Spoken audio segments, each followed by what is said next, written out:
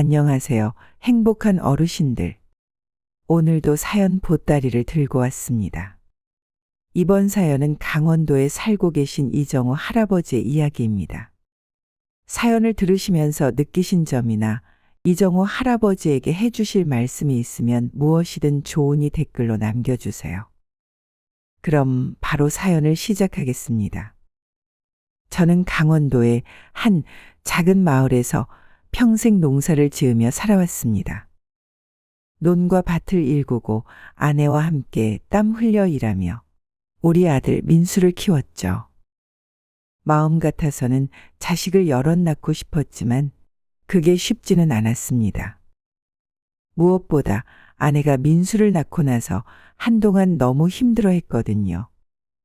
그래서 병원에 가보니까 아내의 몸으로는 아들 하나 낳은 것도 기적이라고 하더군요. 민수가 있어 행복하긴 했지만 아내는 제 인생의 전부였어요. 의사의 말을 듣고 미안해하는 아내에게 저는 고개를 가로저으며 말했습니다. 까짓거 자식이 많지 않으면 뭐 어때? 나한테는 아들 100명보다 당신 하나가 훨씬 소중해. 아내는 제게 깊이 고마워했지만 저는 오히려 그런 아내가 안쓰러웠어요. 아내도 저도 아이를 정말 좋아하거든요. 하지만 민수를 주신 것만으로도 하늘의 축복이고 선물이라 생각하며 살았답니다. 저희 바람은 그저 민수가 잘 되길 바라는 마음 하나뿐이었어요. 우리 아들 민수는 어릴 때부터 공부를 참 잘했습니다. 학교에서 늘 칭찬받고 상도 많이 타왔죠. 그럴 때마다 아내와 저는 민수가 나중에 꼭 큰 사람이 될 것이라 믿었습니다. 민수가 고등학교를 졸업할 무렵 그 녀석이 처음으로 의사가 되고 싶다고 했을 때 저와 아내는 깜짝 놀랐습니다. 아버지, 저 의사가 되고 싶어요. 그 말을 듣고 저는 한동안 말문이 막혔습니다. 우리 마을에서 의사는커녕 간호사가 된 사람도 한 명 없었거든요. 의사가 되려면 학비도 많이 들고 시간이 오래 걸린다는 걸 알고 있었죠. 그래서 저는 조심스럽게 물었습니다. 의사라니 민수야. 그 길이 얼마나 힘든지 알고 있니? 하지만 민수는 단호하게 고개를 끄덕였습니다.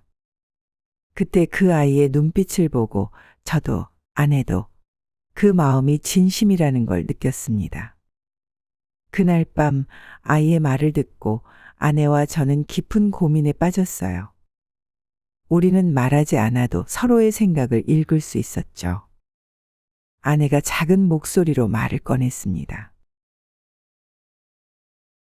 여보, 우리가 가진 걸로는 충분하지 않을 텐데 어떻게 해야 할까요? 옆집 순이네도 아들 뒷바라지 하다가 논밭 다 팔고 아직까지 힘들어 하잖아요. 저도 걱정이 많았습니다. 가진 논과 밭을 정말 다 팔아야만 아들을 도울 수 있다는 것을 잘 알고 있었으니까요. 하지만 그걸 아내에게 티낼 수는 없었죠. 우리도 논을 팔면 되지. 어쩌겠어. 민수 꿈을 이루기 위해서라면 무엇이든 해야지. 그래도 걱정하지 마. 이 세상이 무너져도 당신 몸 하나만큼은 내가 책임질 테니까. 제 말에 아내가 방긋 웃더군요. 그렇게 아내와 저는 차분히 마음을 다독이며 밤잠을 설쳤고 다음 날 아내의 손을 잡고 민수에게 말했습니다. 좋다, 민수야. 네 꿈을 응원하마. 이 엄마랑 아빠가 어떻게든 해줄 테니 걱정 말고 열심히 해라. 우리 말에 민수가 눈물을 펑펑 쏟더군요. 감사하다고 정말 열심히 해서 두 분 기대에 보답하겠다면서요. 민수 대학 진학을 준비할 무렵 저는 처음으로 논들을 팔기 시작했습니다. 젊은 시절부터 함께 일구어 온 땅을 팔았을 때 마음 한구석이 아프지 않았다면 거짓말일 겁니다.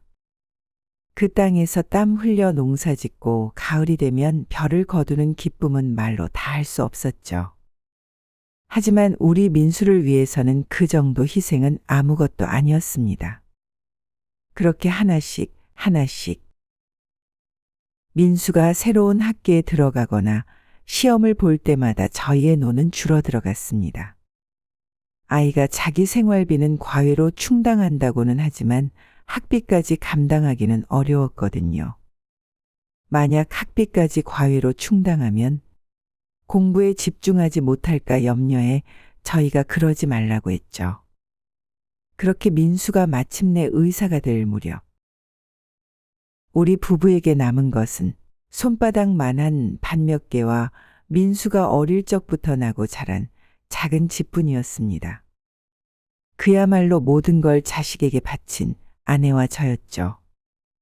하지만 그런 아내와 저희 고단함은 하얀 의사 가운을 입고 환하게 미소 짓고 있는 민수의 사진을 보는 것만으로도 사르르 녹아 없어졌습니다. 내 몸이 불에 달궈져도 물놀이를 하고 있는 자식을 보며 행복을 느끼는 것이 바로 부모라는 것을 그때 새삼 실감했죠. 시간이 점차 흘러 민수가 자기 병원을 개업할 때쯤 민수는 더 이상 혼자가 아니었어요. 예쁜 며느리감을 저희에게 데려와 소개했고 하루하루 살림을 불려나갔습니다. 하지만 저와 아내는 그대로였죠. 민수가 몇 번 서울로 올라와 자기가 모시겠다고 했지만 저와 아내는 거부했어요. 주변에서 자식과 함께 살다가 좋지 않게 된 경우를 너무 많이 봤거든요. 아내도 저도 도시보다는 시골을 좋아하는 것도 이유였어요. 어느 날 밤 아내와 저는 어릴 적 민수와 함께 하늘의 별을 세어보던 평상에 몸을 뉘었습니다. 아내의 머리를 어깨로 안은 채 민수와 함께했던 추억을 도란도란 이야기했죠. 아내가 조용히 웃으며 말하더라고요. 당신 민수가 많이 보고 싶나 봐요. 요즘 민수 이야기밖에 안 하는 걸 보니 말이에요. 그럼 당연하지. 그 녀석 우리 아들이지만 정말 잘 자라줬잖아. 그런 아들을 두면 어떤 부모라도 매일 보고 싶을걸. 당신은 아니야. 저도 당연히 보고 싶죠. 하지만 이제는 며느리도 있고 그 아이들 마음도 우리와 같을지를 모르니 조심하는 거죠. 그때 당시에는 몰랐습니다. 아내가 정확히 무슨 말을 하는지를요. 밤하늘의 별을 쫓느라 정작 아내의 눈을 제대로 보질 못했거든요. 하지만 그때 저는 별 따위를 볼 게 아니었어요. 저는 눈을 내려 아내의 눈에 담긴 깊은 그리움과 슬픔을 그때 알아차렸어야 했습니다. 민수가 병원을 개업하면서 가장 먼저 달라진 것은 연락 빈도였어요. 이전에도 항상 바삐 살던 아이였지만 그래도 꼬박꼬박 연락은 했었는데 자기 병원을 가진 개원이가 되면서 아예 안부 전화도 오지 않았거든요. 가끔 전화를 해도 너무 바쁘다고 죄송하다고 할 뿐이었죠. 명절에 가끔씩 얼굴을 보러 내려오긴 했지만 잠깐 인사만 하고 금방 다시 떠나곤 했답니다. 하지만 아내와 저는 그런 아들을 최대한 이해하려고 했습니다. 그래, 얼마나 바쁠까. 우리가 나이가 더 많긴 해도 저 아이의 삶은 우리가 경험해보지 못한 것이니 아쉬운 점이 있어도 우리가 넘어가주고 이해해야지 하고 생각했죠. 그런데 그런 저희의 마음과는 다르게 보란듯 사건은 터지고 말았답니다. 때는 작년 추석이었어요. 민수가 오랜만에 내려온다고 해서 아내와 저는 몇 날 며칠을 준비했죠. 녀석이 좋아하는 음식들을 가득 준비하고 집안 구석구석을 청소하며 기다렸답니다. 그리고 마침내 민수와 며느리 아영이가 도착했을 때 얼마나 반갑던지요. 저랑 아내는 민수를 보자마자 힘껏 아들을 껴안았죠. 잘 왔다. 오느라 고생 많았지? 그런데 웬걸 민수의 표정은 그리 밝지가 않더라고요. 피곤해요. 밥은 차려 놓으셨어요? 아들의 말에 저랑 아내는 잠시 서로를 바라보았다가 고개를 끄덕였어요. 그래, 얼마나 피곤하겠어. 서울에서부터 그 먼 거리를 운전해 왔는데 얼른 따뜻한 밥을 먹여주고 싶었죠. 하지만 그마저도 저희 뜻대로 되지 않았어요. 우리가 아무리 말을 걸어도 민수는 대답 없이 묵묵히 음식만 먹었거든요. 어떤 말을 걸어도 짧게 대답할 뿐 도통 제대로 답을 해주질 않더라고요. 아내가 부드럽게 민수의 곁에 앉아 말했어요. 민수야, 먼 길 오느라 힘들었지? 많이 먹어. 아내의 따뜻한 말에도 민수는 그저 밥만 먹을 뿐이었어요. 며느리 아영이도 마찬가지였죠. 솔직히 말해 기분이 상했습니다.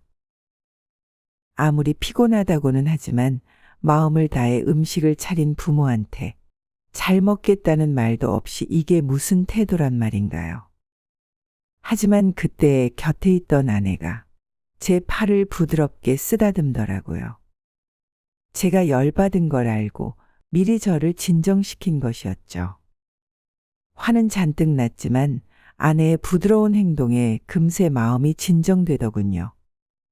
민수는 조금 더 밥을 먹은 뒤에 잘 먹었다는 말을 짧게 한 다음 휴대폰을 들고 나가버렸어요. 우리 집이 산골이라 통화를 하기 위해서는 마당에 나가야 하거든요. 며느리도 그런 민수를 따라 자리를 떠나버렸고 기대와 달리 헝하니 비어버린 명절 밥상을 보며 저와 아내는 씁쓸한 마음이 들었어요.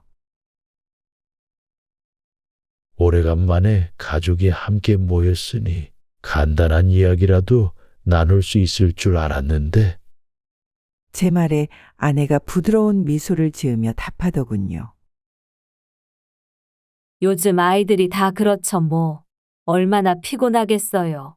당신도 가끔 운전하면 맨날 힘들다고 하잖아요. 아내의 말을 듣고도 여전히 씁쓸했지만 그래도 어쩌겠나요. 지금 이 순간 가장 서운한 것은 민수와 아영이가 온다고 며칠 전부터 전을 부치고 고기와 온갖 나물, 문어까지 준비한 아내일 텐데요. 그런 마음을 숨기고 저를 위로하는 아내 앞에서 길게 투정할 수 없었죠. 그렇게 저도 집에서 나와 바람이나 쐴 겸 마당을 걸었어요. 그런데 마당 구석에서 아영이 목소리가 들려오는 거예요. 누군가와 통화를 하는 것 같았죠. 일부러 들으려고 한 건 아닌데 목소리가 워낙 커서 잘 들리더라고요. 그래, 그렇다니까. 오는데 차도 너무 막히고. 무엇보다 여기 음식은 냄새가 나서 도저히 못 먹겠어. 남편도 몇 입 먹더니 그냥 젓가락 내려놓더라고. 그래, 우리라고 냄새 나는 총구석에 오고 싶어서 왔겠어? 어머님, 아버님이 계속 남편한테 전화하니까 어쩔 수 없이 하룻밤 자러 온 거지. 마음 같아선 지금이라도 서울로 올라가고 싶어. 두 분 다 사람은 좋긴 한데 너무 시골 분들이라고 해야 하나? 조금 답답해. 아영이의 말을 듣고 놀라서 그 자리에 굳었어요. 지금껏 둘이 피곤해서 음식을 잘 안 먹은 줄 알았더니 그게 아니라 우리 음식의 냄새가 나서 못 먹겠다는 거였던 거죠. 순간 가슴이 쿵쾅대고 새카만 밤인데도 눈이 아찔하더군요. 일단 두근대는 가슴을 안고 집 안으로 서둘러 들어왔어요. 만약 제가 자기 말을 들은 걸 아영이가 알면 일이 커질 테니까요. 제가 집 안으로 들어온 모습을 본 아내가 의아하게 다가오더라고요. 한참 아들과 며느리가 먹던 밥상을 치우고 있었던 건지 아내의 두 손에는 그릇이 들려 있었어요. 분명 시집 올 때까지만 해도 참 곱고 예쁘던 손인데 저 같은 남자를 만나 평생 농사를 하느라 거칠어져 버린 손. 그 손을 보니까 왜인지 갑자기 울컥하더라고요. 왜 그래요? 무슨 일 있어요?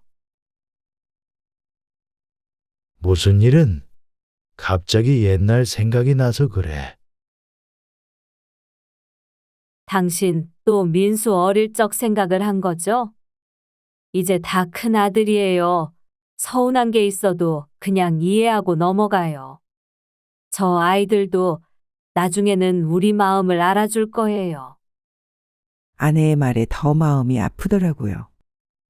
당신이 그렇게 이해하려고 하는 아들과 며느리는 정작 당신이 만든 음식을 냄새 난다고 뒤에서 욕하고 있는데 저는 아내 앞에서 더 흔들리는 모습을 보여주고 싶지 않아 서둘러 자리를 떠났어요. 안방으로 가서 두 눈을 지그시 감고 슬픔을 잊었죠. 슬픔이 떠나가자 저런 아내의 고운 마음을 몰라주는 아들과 며느리에 대한 괘씸함이 찾아오더라고요. 기분만 같아서는 당장 가서 민수와 아영이를 따끔하게 혼내주고 싶었어요. 하지만 지금 그랬다간 녀석들이 아내의 음식에 대해서 한 말까지 밝혀질 터였죠. 아내에게 상처를 주고 싶지 않았어요. 그래서 그냥 한숨을 깊이 내쉬며 조용히 참았답니다. 다음 날 민수와 아영이는 아침 일찍 짐을 챙겨 떠났어요. 민수가 제 시선을 슬쩍 피하며 자기 차 앞에 서서 말하더라고요. 아버지, 저 가볼게요. 저는 그런 아들을 빤히 바라보았어요. 무엇이 우리 착한 아들을 바꿔놓은 걸까? 서울 생활이 문제였을까? 의사가 되었다고 사람들이 떠받들어 준 게 문제였을까? 알 수 없었어요. 민수를 존중해 준다는 이유로 그간 크게 간섭하지 않았던 나날들이 이제 보니 오히려 아들과 거리를 벌렸다는 걸 그제서야 깨달았죠. 한편 제 옆에서는 아내가 음식을 바리바리 싸서 아영이에게 주고 있었어요. 아영이가 곤란한 표정으로 그걸 봤더라고요. 민수도 그닥 달가워하지 않고요. 하긴 어제 자기들이 말한 것처럼 냄새나는 음식을 받아서 좋을 리가 없겠다는 생각이 들더군요. 먹고 싶지도 않아 하는 음식을 억지로 줘봤자 음식물 쓰레기통에 갈 건 뻔했죠. 하지만 그건 아내가 기울인 노력을 다 알고 있는 저로서는 용납할 수 없는 일이었어요. 그래서 제가 아영이의 손에서 음식 꾸러미를 빼앗아 들었죠. 먼 길 가는데 이런 무거운 짐 들어서 뭐하니? 그냥 편하게 가거라. 제 행동에 아영이의 눈이 잠깐 기쁨으로 반짝이다가 이내 다시 정신을 차리고 말하더군요. 네? 아니에요, 아버님. 어머님이 주신 건데. 당연히 서울로 가져가서 감사히 먹어야죠. 서울로 가져가긴. 이건 이 욕심 많은 시아버지가 다 먹을 테니 너희는 얼른 올라가라. 제 행동에 아내도 아영이도 당황하는 것 같았지만 누구도 말리지 못했죠. 그도 그럴 게 제가 평소에 한 번도 이런 적이 없었거든요. 민수가 잠시 그런 저를 바라보다가 어깨를 으쓱이더니 고개를 꾸벅 숙이더라고요. 그럼 들어가 보겠습니다. 건강하세요, 아버지. 차 문이 닫히고 아들과 며느리가 탄 검은 차는 훌쩍 우리 집을 떠나버렸어요. 아내가 저를 원망했죠. 아이들 주려고 자기가 얼마나 고생한지 알면서 그걸 당신이 왜 가로채냐면서요. 저는 이제 저 멀리 먼지구름을 일으키며 떠나가는 차를 바라보다가 아내에게 시선을 돌렸어요. 함께 한 지 수십 년째 예전의 고운 모습은 없지만 이제는 없으면 허전하고 곁에 있으면 반가운 아내의 얼굴. 제가 빙그레 미소 지으며 말했죠. 내 마누라 음식을 아깝게 뭐하러 자식 놈에게 줘. 나 혼자 다 먹고 잘 살 생각이야. 그렇게 민수와 아영이가 서울로 떠난 후 다시 우리 집에는 고요함이 찾아왔어요. 아내와 저희 하루 일과는 특별할 게 없었죠. 벌써 수십 년째 새벽같이 일어나 밭을 돌보고 집안을 돌보고 초저녁에 돌아와 밥을 먹고 잠을 청하는 삶. 그나마 하나 추가된 게 있다면 유튜브를 보는 거겠네요. 그 외에는 모든 게 같았어요. 민수와 함께 살던 시절에도 지금도 아들만 바라보는 우리의 마음도 그대로였죠. 비록 녀석에게 실망을 했더라도요. 그러던 어느 날이었어요. 아내가 몸이 좋지 않아서 오늘은 밭에 못 나가겠다고 하더라고요. 그래서 혼자 가겠다고 했는데 아내가 저를 붙잡더군요. 오늘은 그냥 집에 같이 있으면 안 돼요?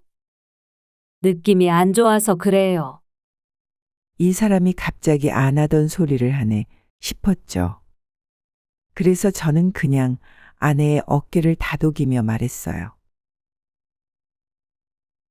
걱정 말고 입을 덮고 좀 쉬고 있어. 밭일은 나 혼자도 거뜬하니까. 그렇게 집을 나섰고 땀을 뻘뻘 흘려가며 일을 마쳤죠. 이제 시골에는 남은 이웃도 별로 없었고 있어봤자 우리 같은 노인뿐이라 그닥 활기도 없었어요. 지친 몸을 이끌고 집으로 돌아왔는데 뭔가 느낌이 싸하더군요. 저도 모르게 본능적으로 집 안으로 급히 향했어요. 거실에 아내가 쓰러져 있더군요. 깜짝 놀라서 즉시 아내를 끌어안고 깨웠어요. 아내가 눈을 끔뻑이더니 자기가 쓰러진 것도 모르더라고요. 이대로는 안 되겠다 싶어서 서둘러 민수에게 전화를 걸었어요. 다른 건 몰라도 의사 아들을 뒀으니 이런 때에는 정말 천만다행이라고 생각되었죠. 그런데 전화를 안 받더군요. 10번이 넘게 걸어도요.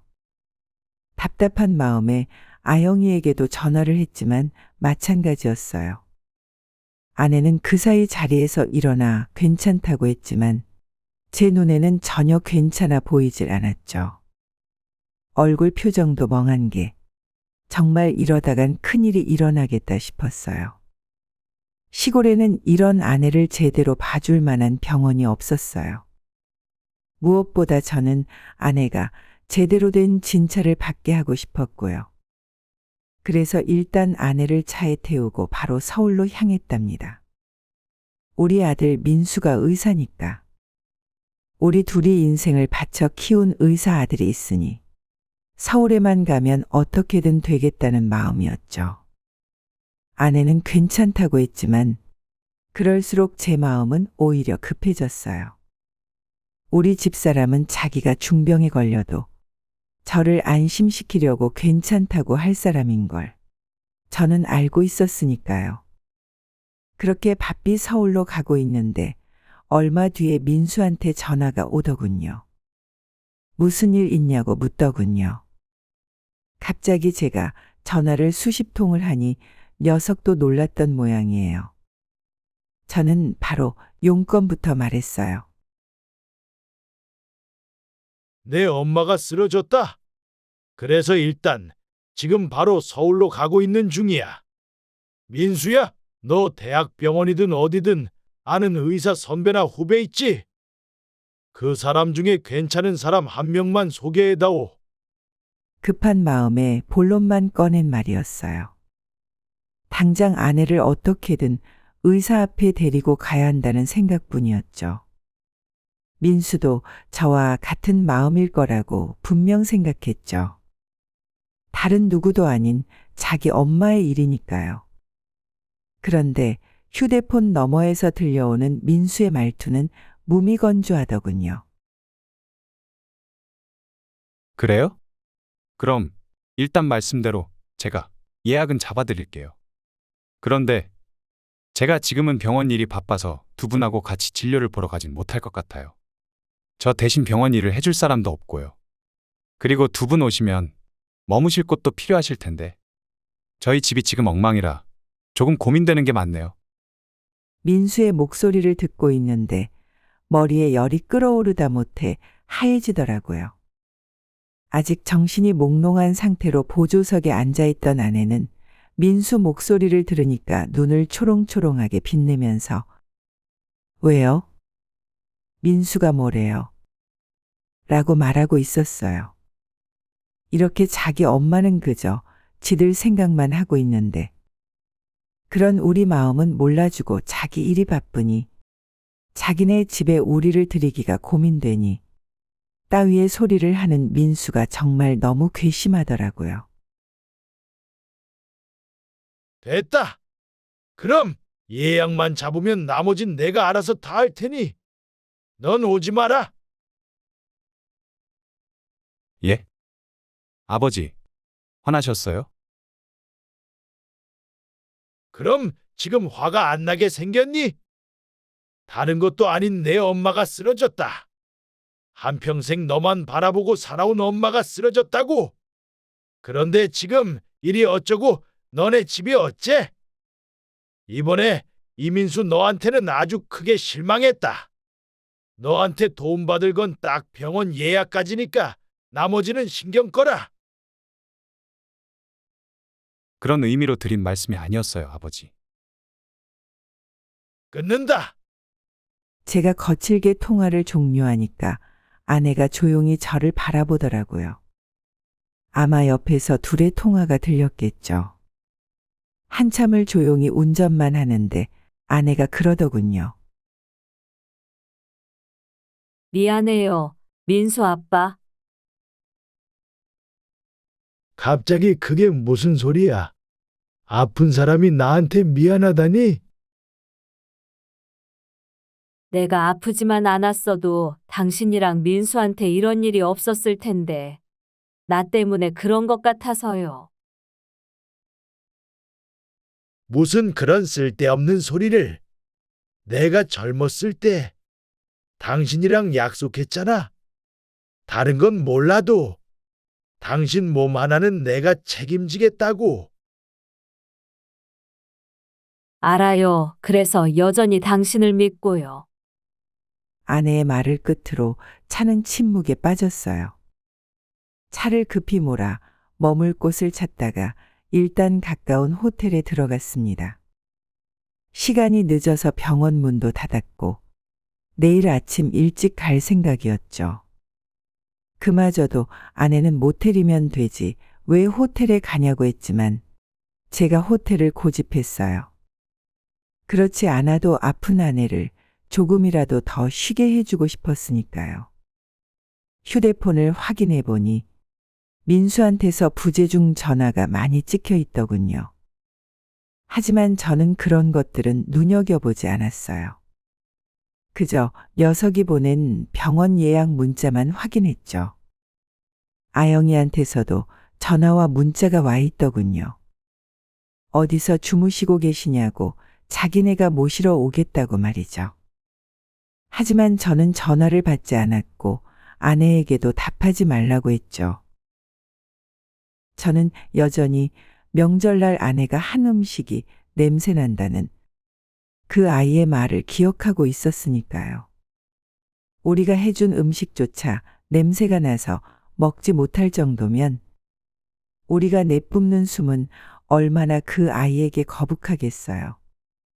제 아내가 혹여나 녀석들과 있다가 상처를 받게 하고 싶지 않았답니다. 다음 날 아침 일찍 저는 아내를 데리고 병원에 갔어요. 서울 한복판에 있는 대학병원이었죠. 병원 주차장에 도착하니 민수로부터 또 전화가 오더군요. 저는 받지 말까 고민하다가 결국 통화 버튼을 눌렀어요. 지금이라도 녀석이 생각을 고쳐먹고 자기 엄마를 위해 병원에 오겠다고 하길 바라면서요. 하지만 들려온 말은 기대와는 전혀 다르더군요. 아빠, 왜 이렇게 전화를 안 받아요? 일단 오늘은 제가 바빠서 직접 가지는 못하고요. 못 오면 됐다. 내 엄마는 내가 알아서 챙기마. 또 왜 그러세요? 그리고 어제 아영이 전화는 왜 그렇게 안 받으신 거예요? 저랑 아영이랑 둘이서 두 분이 어떻게 되신 줄 알고 얼마나 걱정했는지 아세요? 참으려고 했는데 아영이까지 들먹이는 민수의 뻔뻔한 말에 화가 나더군요. 저희 뒤에서는 냄새 난다고 궁시렁대던 둘이 병원까지 와보지도 않으면서 걱정하는 척을 하니 말이에요. 우리를 걱정해?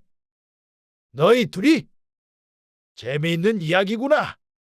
우리가 힘들게 해준 음식도 냄새나서 못 먹겠다면서 바로 다음 날 도망치듯 떠난 너희들이 우리를 걱정한다니.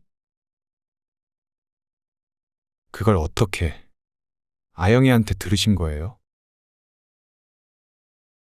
글쎄, 나도 내가 어떻게 들었는지 신기할 따름이다. 차라리 아예 듣지도 못했다면 더 좋았을 것을. 앞서 말했듯 내 엄마는 내가 알아서 챙기마. 병원 예약은 고맙다. 저는 민수의 답을 기다리지 않고 전화를 끊었어요.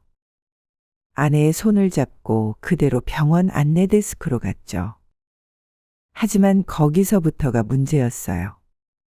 작성해야 할 서류도 많고 알아듣지 못하겠는 용어가 많아서 머리가 아프더군요. 이래서 의사인 아들이 함께 해주길 바랐던 건데. 그래도 저는 힘을 내서 설명을 듣고 또 들으며 아내를 위해 접수 준비를 했어요. 미리 평소에 아내가 먹는 약하고 수술 기록 같은 걸 가져온 게 천만다행이었죠. 그렇게 힘들게 서류 작성을 마치고 아내 옆에 앉는데 진이 다 빠지더군요. 아내가 빙그레 웃으며 제 등을 토닥였어요. 고생했어요. 고마워요. 고생은 우리 예약이 원래는 없던 거라 조금 많이 기다려야 한다고 하니까 좀 기다려보자고. 아내와 저는 그렇게 한참을 기다렸죠.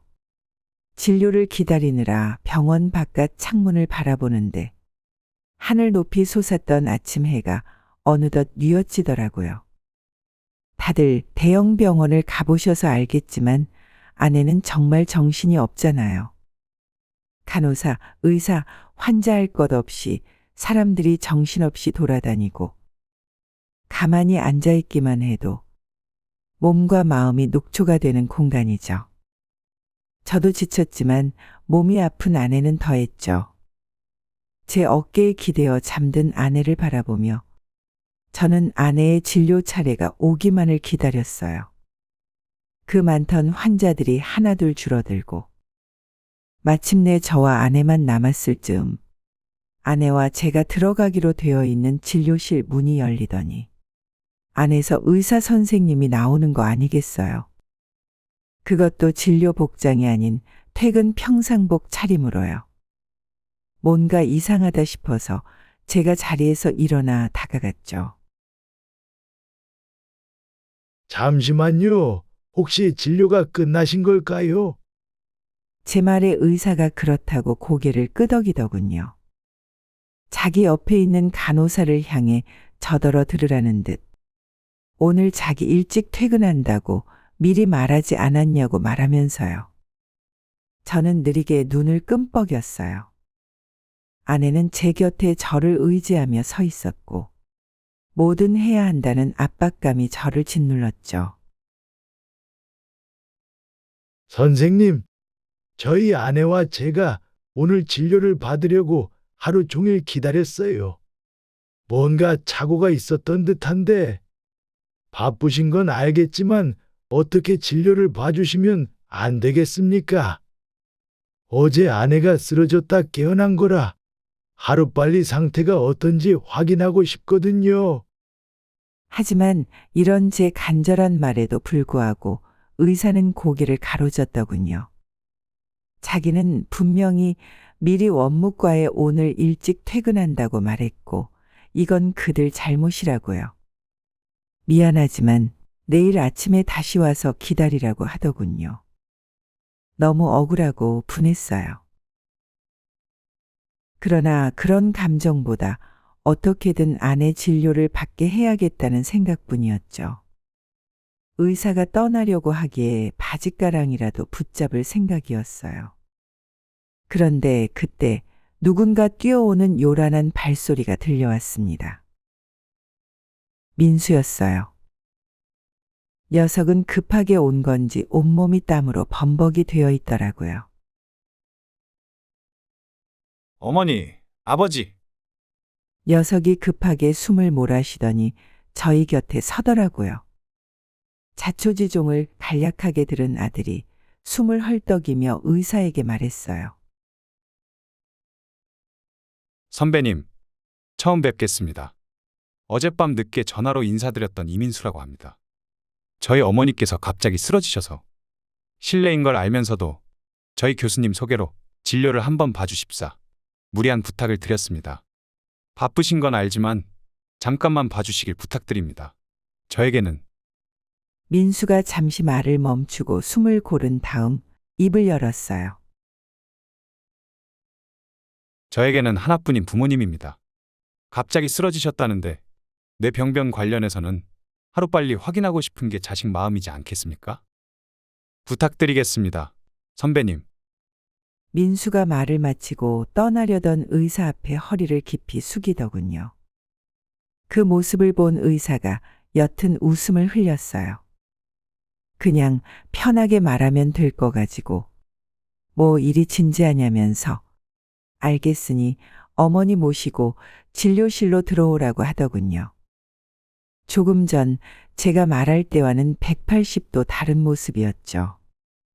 민수가 제게 살짝 고개를 끄덕인 다음 아내를 데리고 진료실로 들어갔어요. 확실히 의사인 아들이 있으니 모든 게 일사천리더군요. 전문 의학 용어로 진료 의사와 대화를 나누었고 큰 문제 없이 일이 진행되었어요. 아내의 자세한 검사를 위해 입원이 결정되었고 입원 날은 바로 그 다음 날로 결정되었죠. 민수 그리고 아내와 함께 병원 바깥으로 나오는데 바깥에 아영이가 기다리고 있더군요. 아영이가 저와 아내를 보자마자 울먹이는 표정으로 달려와 아내를 끌어안았어요. 죄송하다고 자기가 정말 죽일년이라고. 아까 전 주차장에서 제가 민수와 한 통화를 통해 대략 무슨 일인지 직감한 아내는 그저 아영이를 다독이더라고요. 민수가 제 앞에 서서 저를 바라보더군요. 저희 둘은 서로를 아무 말 없이 바라보았어요. 제 아들과 며느리를 바라보는 제 마음속 심정은 복잡했죠. 분명 사랑하는 아들과 며느리였고 여전히 사랑하지만 마음속 한구석에서는 녀석들에 대한 배신감이 남아 있었으니까요. 하지만 그런 와중에도 부모의 마음이라는 게 급히 달려오느라 온몸이 땀에 젖은 민수의 비틀어진 옷부터 눈에 들어오더군요. 어색한 분위기가 싫어서 먼저 입을 열었어요. 일이 끝나자마자 온 모양이구나. 바쁠 텐데 고맙다. 무슨 말씀이세요, 아버지? 다른 사람 일도 아닌데 바로 와야죠. 애써 그렇게 말할 필요 없다.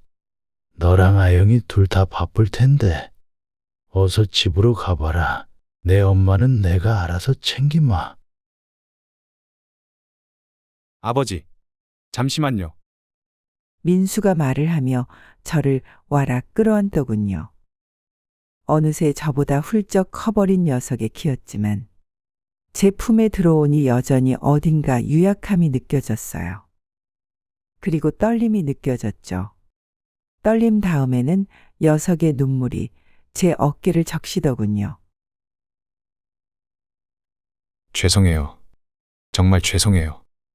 제가 일 때문에 잠깐 정신이 나갔었나 봐요.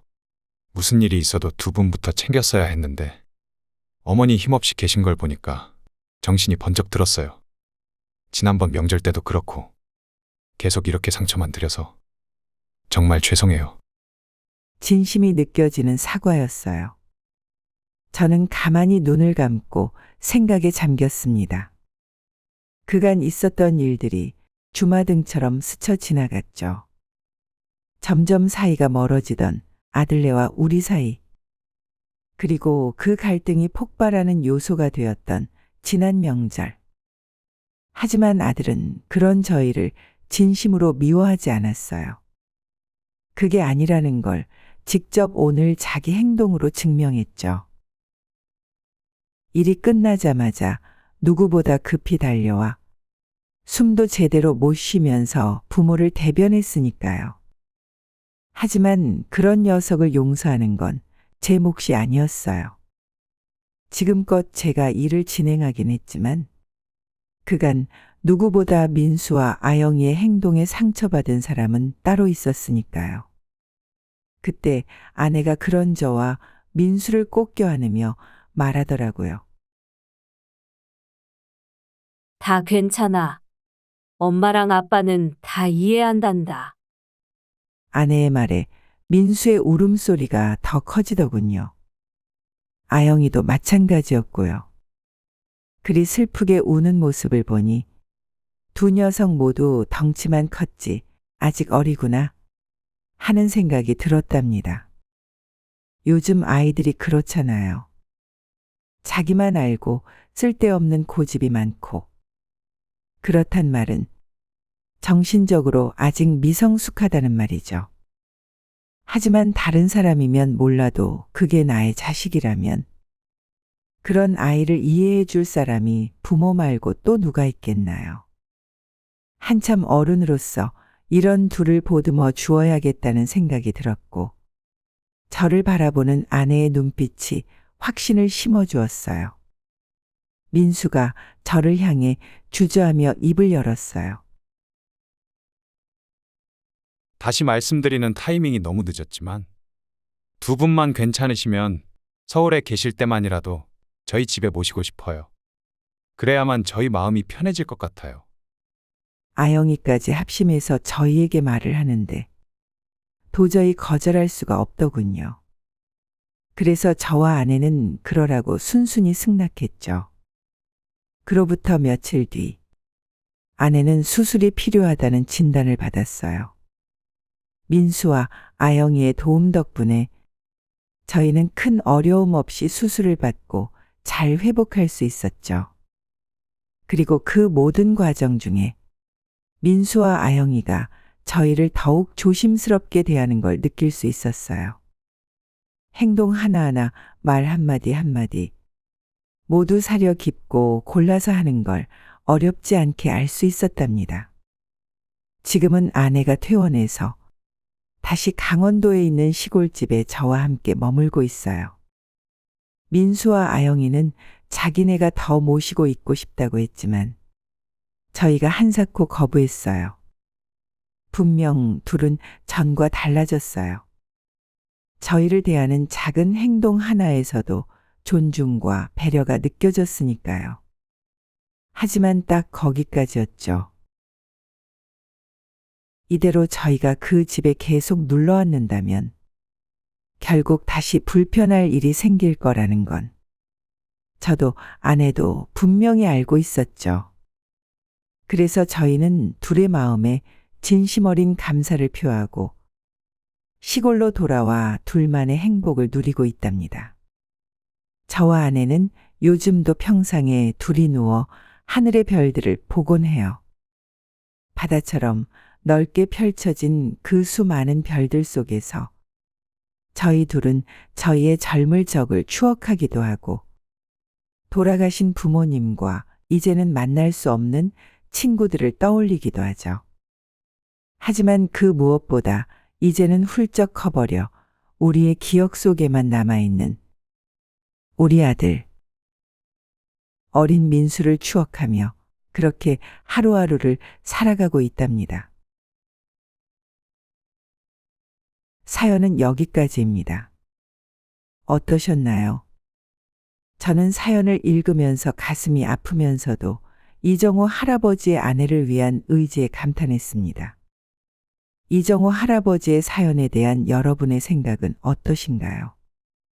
무엇이든 좋으니 댓글로 정답게 나눠주시면 좋을 것 같습니다. 즐겁게 시청하셨다면 구독과 좋아요를 꼭 부탁드립니다. 감사합니다.